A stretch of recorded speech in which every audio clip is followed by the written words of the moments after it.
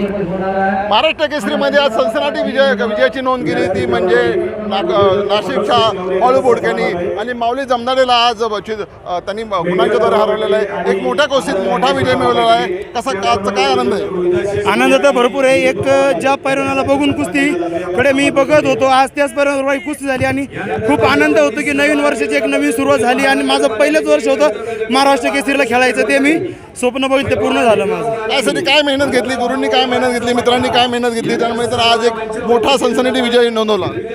माझे गुरु माझ्याकडनं continue practice करून होते ते। मी पंजाबमध्ये होतो, हरियाणात होतो, कुलदीप साहेब यांच्या जवळ, त्यानंतर आमचे दाजी असते ज्ञानेश्वर शिंदे यांनी माझी प्रॅक्टिस करून घेतली। महाराष्ट्र केसरी जिंकायचं जे स्वप्न होतं त्याचा एक चांगली सुरुवात झाली आहे।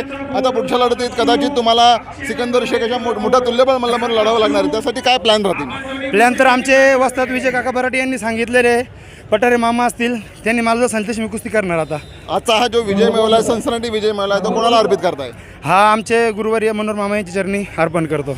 आपल्या गुरूंना विजय अर्पित केलेला आहे आणि एक सनसनाटी विजय करून महाराष्ट्र केसरीची रंगत उंचवली आहे ती म्हणजे नाशिकच्या बाळू बोडकेनी आणि दुसऱ्या फेरीत मजल मारली आहे संजय दुधाने। महाराष्ट्र केसरीमध्ये आज सनसनाटी विजयाची नोंद केली ती म्हणजे नाशिकच्या बाळू बोडकेनी आणि माऊली जमनाडेला आज त्यांनी गुणांच्याद्वारे हरवलेला आहे। एक मोठ्या कुस्तीत मोठा विजय मिळवलेला आहे। कसा काय आनंद आहे? आनंद तर भरपूर आहे। एक ज्या पैलवानाला बघून कुस्तीकडे मी बघत होतो, आज त्याच पैलवानावर कुस्ती झाली आणि खूप आनंद होतो की नवीन वर्षाची एक नवीन सुरुवात झाली आणि माझं पहिलंच वर्ष होतं महाराष्ट्र केसरीला खेळायचं, ते मी स्वप्न बघितलं पूर्ण झालं माझं।